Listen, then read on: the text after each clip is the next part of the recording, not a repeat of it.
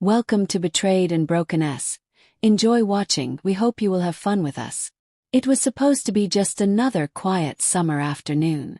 15-year-old Sophia had always loved the countryside, especially her uncle's peaceful farm nestled between the hills and woods. When he offered to let her ride his old horse Shadow down the back trail, she couldn't say no. She'd done it a few times before, nothing unusual, just a slow ride through the trees, listening to the wind move through the branches and the occasional call of a distant bird. But something was different. This time the sun was still high. When she left, her aunt watched her trot away, waving like always. Shadow looked calm, steady as ever. But hours passed and Sophia didn't return. Her uncle grew anxious, pacing near the barn just before dark. They saw her riding back, same path, same horse, but Sophia. She wasn't the same, her clothes were dirty, her eyes distant. She didn't speak right away. When they asked where she'd been, she just stared Shadow. The normally calm and gentle horse seemed skittish, like he'd seen something that rattled him to the bone. It was like a piece of Sophia had stayed behind in those woods, or something else had come back with her. What happened out there? No one knows for sure. Some say the trail leads near the ruins of an old settlement, long abandoned and whispered about in local stories. Others think she might have taken a wrong turn and ended up somewhere she shouldn't have been. But Sophia's silence said more than any story ever could. And that night, as the house creaked in the wind and Shadow refused to eat, something knocked softly on Sophia's bedroom window, something that didn't belong. Sophia didn't tell anyone about the sound at her window. She just lay frozen under the blanket, eyes wide open, listening. The knock didn't come again, but the feeling it left behind stayed like a cold breath on the back of her neck. In the morning, her aunt asked if she'd slept. Sophia only nodded. Her voice was barely there now, and she hadn't smiled once since she returned. At breakfast, Shadow stood far from the stable gate, refusing to come near the barn. His eyes darted toward the woods like he expected something to walk out at any moment. Her uncle tried leading him by the rope, but the horse pulled back, muscles tense, nostrils flaring. "He's never acted like this before," her uncle muttered. "It's like he's afraid of something we can't see." The family hoped things would go back to normal. Maybe Sophia had just gotten lost and scared. Maybe she just needed rest. But by the second day, small things started happening. Birds stopped coming to the feeders. The wind carried whispers that didn't seem to have a source, and Sophia began drawing strange images on scrap paper, circles filled with symbols. No one recognized figures standing in the trees watching. Her aunt found one of the drawings under her pillow and quietly folded it away too. Unsettled to ask, the townspeople began to notice Sophia's change too. At the local store, she stood silent and still, while her aunt picked up supplies. An old man behind the counter who'd lived there his whole life stared at her and whispered, "That look, I've seen it once before, a long time ago." That night Sophia stood by her bedroom window again. Her reflection stared back at her, but something about it was off. The eyes in the glass didn't match hers. They looked sharper. Older. She didn't blink outside in the dark beyond the fence line. Something moved between the trees. Not a person, not an animal, just a shape, tall and slow, slipping from one shadow to the next. Sophia didn't call out. She just watched her. Lips moved but no sound came out. And in the silence of that farmhouse, a question hung heavy in the air. What exactly came back from the woods, and was it still Sophia? The following week, the change in Sophia deepened.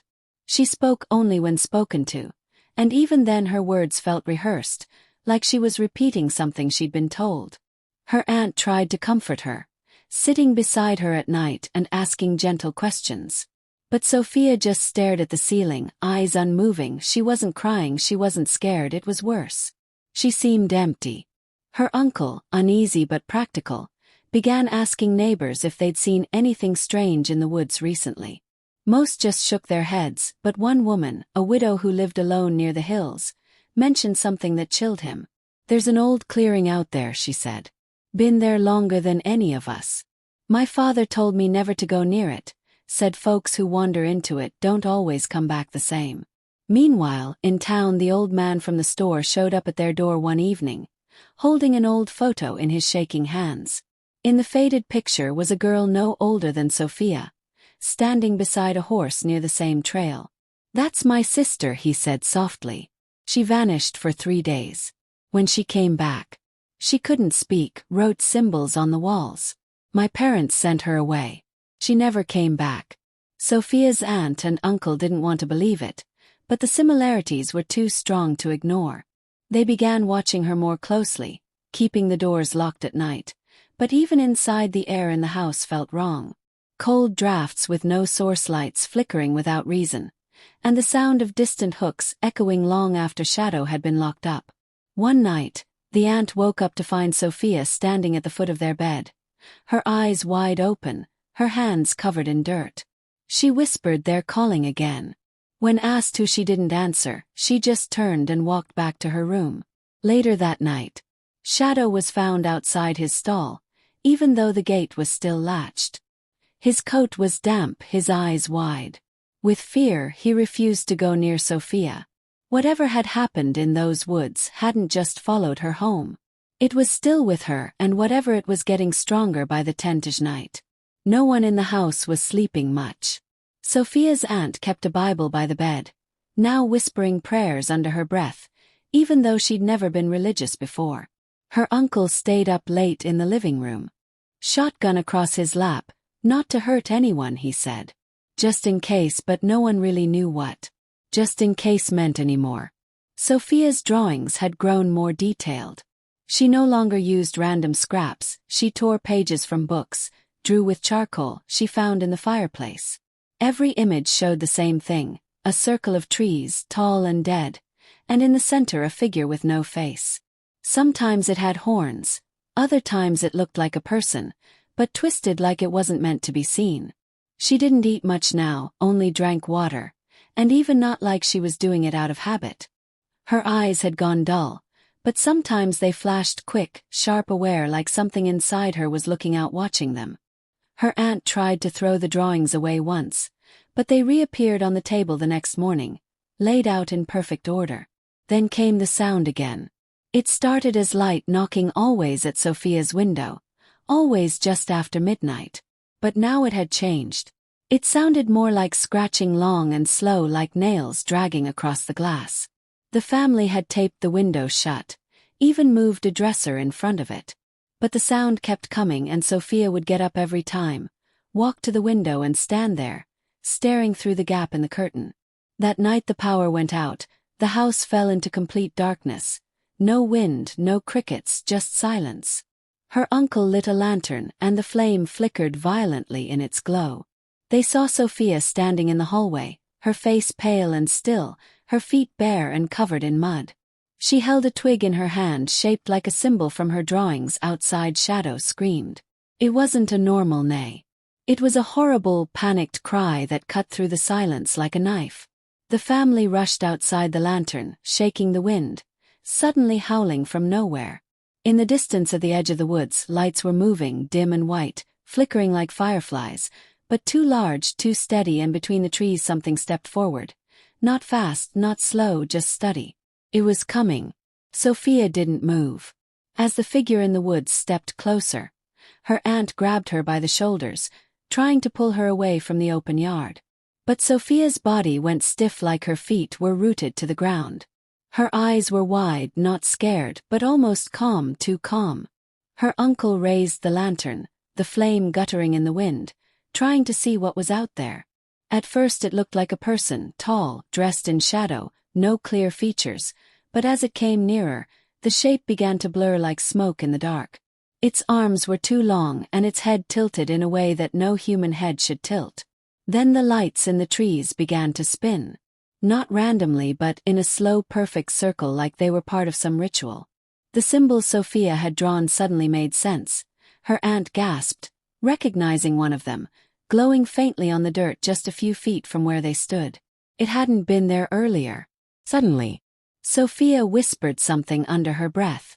Her voice was barely a sound, but the words weren't hers. It was a language no one understood, harsh whisper and ancient. The lights in the woods flared brighter and the creature stopped. The wind went still, time seemed to pause. Then from the side of the house came another noise, a low groan like quid bending. Shadow was no longer in the stable. His gate was wide open, but he hadn't escaped. He was standing perfectly still near the edge of the trees, head down, and someone or something was beside him. But it wasn't another creature. It was a girl, not Sophia, but someone who looked exactly like her, same height, same hair, even the same clothes Sophia had been wearing. The day she first left with a horse, her aunt stumbled back, pulling Sophia with her. "That's not possible," she whispered. The real horror settled in if Sophia was here who was standing beside them. The Sophia, standing in the yard, turned slowly. Her head jerking unnaturally like her neck didn't work right. Her face was blank, her mouth opening as if trying to speak, but no sound came. Her uncle reached out, but she stepped back, eyes now glowing faintly white. The girl near the trees disappeared into the shadows with Shadow beside her, both vanishing without a sound. Now there were 3 Sophia, or maybe there were none. The symbols on the ground began to glow, and the spinning lights in the trees rose higher. The thing in the woods stepped forward again, and this time they all felt it, a pulse in the air, like their hearts skipped a beat. The land itself seemed to respond. Something had been summoned, and whatever it wasn't leaving. They realized too late that Sophia hadn't just brought something back. She had opened something. The ground trembled beneath their feet as the lights above the trees flickered one last time, then vanished into darkness. The air shifted, the strange wind dropped, and the cold, heavy silence returned. The glowing symbols on the ground slowly faded, as if whatever energy had powered them had been drained. Sophia collapsed into her aunt's arms, her body limp, the tension gone, her eyes fluttered, shut, and for a moment, they feared she wouldn't wake again. Her uncle rushed inside and returned with blankets, wrapping her up gently.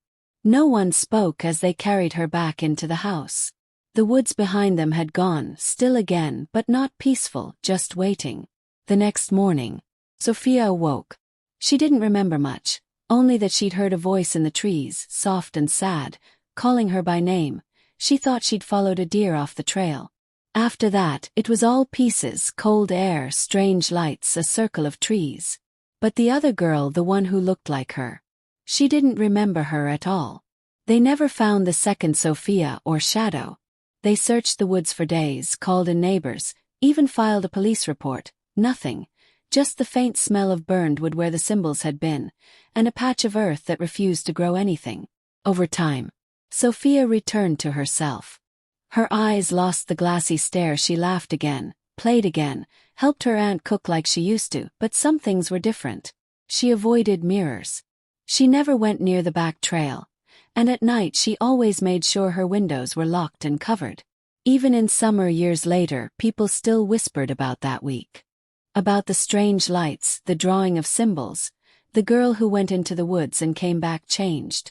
Some say it was a spirit, others think it was the forest itself, old and alive, testing the line between our world and something else. But one thing was certain.